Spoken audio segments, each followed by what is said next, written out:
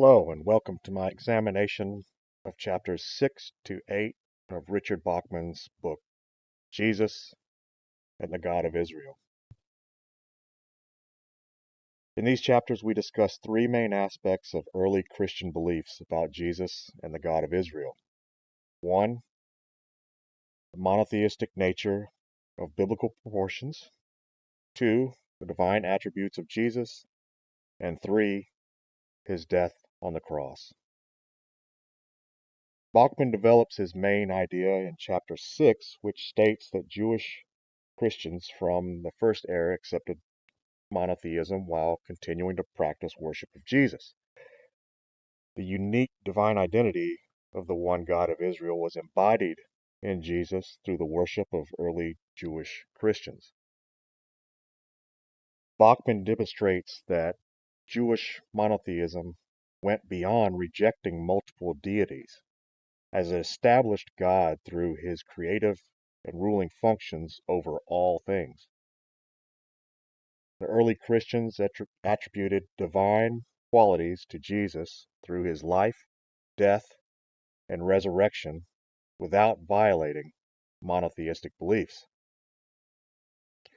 They reframed these concepts through his experience. In chapter 7, we examine how Jesus obtained divine status through his exaltation. Bachman demonstrates through Philippians 2 and Revelation that Jesus accepted divine power along with worship. He maintains that this belief about Jesus' divine status emerged from the very beginning of Christian worship rather than developing later on.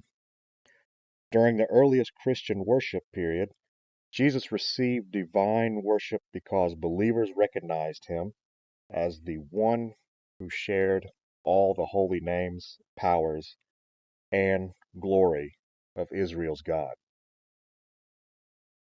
Moving on to chapter 8, we investigate the crucifixion and the problem of abandonment. The divine name that Jesus used in his crucifixion to address God was, "My God, my God, why have you forsaken me?" This was out of Mark 15:34. Some readers interpret this verse to mean that Jesus lost contact with his divine Father during his crucifixion. According to Bachman, the whole meaning of the biblical passage should be examined in its entire context. In his quote from Psalm 22, Jesus presents a prayer of despair, which leads to an expression of triumph and vindication. The deep intensity of Jesus' pain leads him to call "my God." Yet this expression still conveys his complete trust in God. I do not believe Jesus experienced divine abandonment during his crucifixion.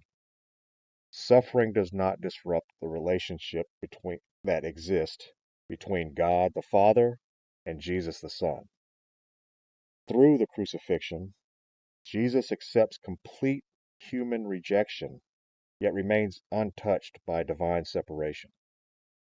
According to Bachman, the crucifixion demonstrates that God remains present with suffering rather than disappearing from it. During his suffering, Jesus calls to God to express his trust in the divine presence. Oftentimes, we interpret God's silence and our experience of suffering as indications of his distance from us. Jesus demonstrated complete faith during his death by crying out to God as "my God," which indicates he remains in the Father's will even when he experienced death by forsakenness. Early Christians accepted Jesus as the complete manifestation of Israel's God because they did not sacrifice their belief in one God. According to their view, Jesus represented the full manifestation of Israel's divine being. Through the crucifixion, Jesus demonstrates the most profound manifestation of divine affection rather than experiencing abandonment from God. Thank you. This concludes my reading.